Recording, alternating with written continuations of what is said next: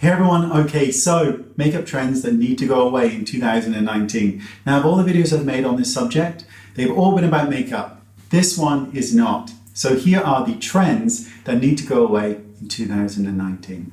The first one, apology videos. Now, I don't think apology videos need to go away. I think our interpretation of the apology videos needs to go away. Let me explain. When we watch an apology video, what happens is we decide for ourselves whether or not that video was sincere. Now, for whatever reason, we decided it wasn't sincere because they didn't cry, or they overcried, or they were over dramatic, or they were reading from a script, or pick anything you want. Now, of course, we don't know that it wasn't sincere because that would mean that we had the operation of their mind, which we don't. We don't know what they're thinking. And our interpretation of the video causes mass hysteria oftentimes. Now, let me give you an example because this is a real life example of something that happened. Now, I don't follow beauty gurus, not my thing, nothing against them, just I have other interests other than that. And I was following this guy, a really nice guy, I think, right? Totally non-beauty related, and two tweets surfaced that were homophobic. Now, of course, they weren't actually homophobic. They were two jokes. They were gay jokes.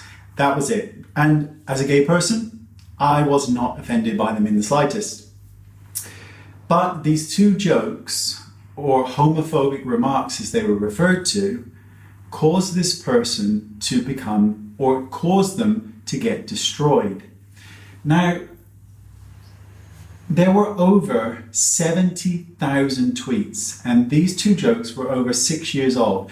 Now, out of 70,000 tweets, only 2 were found to be deemed homophobic.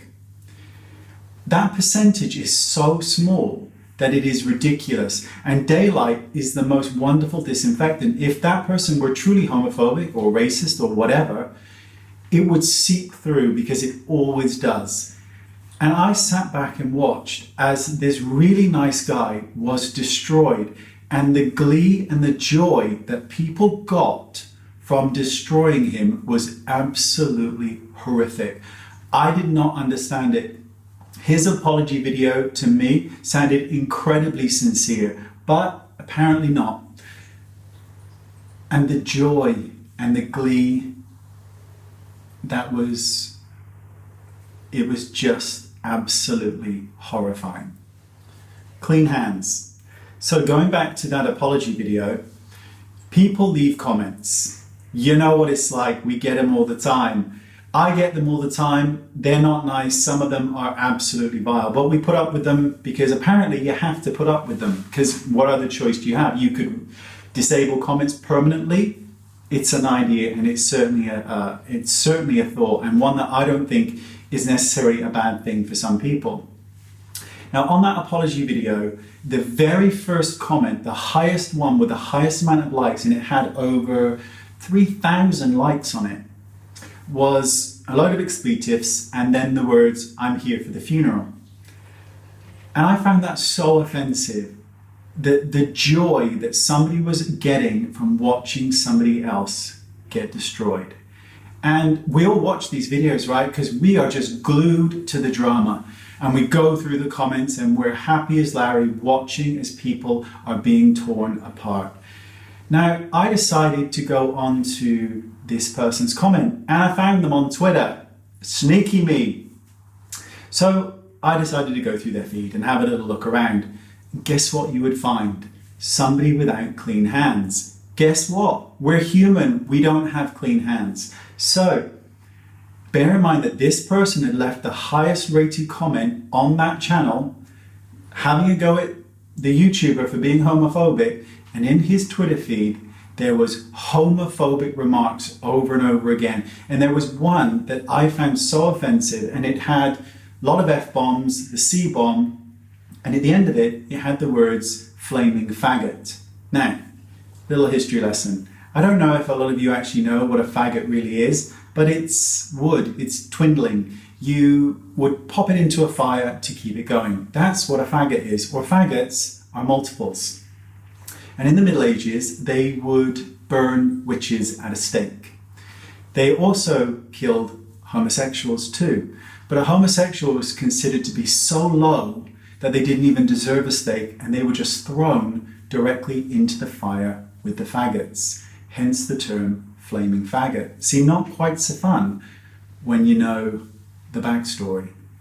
And that's the point of clean hands. You can't go to court and say, this person stole £1,000 off me when you stole the original £1,000 to begin with.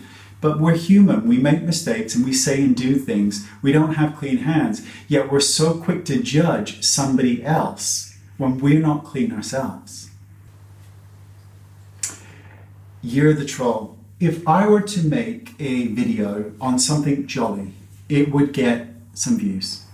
Now, if I were to pick the top-rated guru, makeup guru, and do a whole video, 30 minutes long, tearing them apart, as bad as I could, it would get hundreds of thousands of views, because we just love to watch somebody be torn apart, to suffer, to hurt, to bleed. That's what we enjoy. And I don't get it.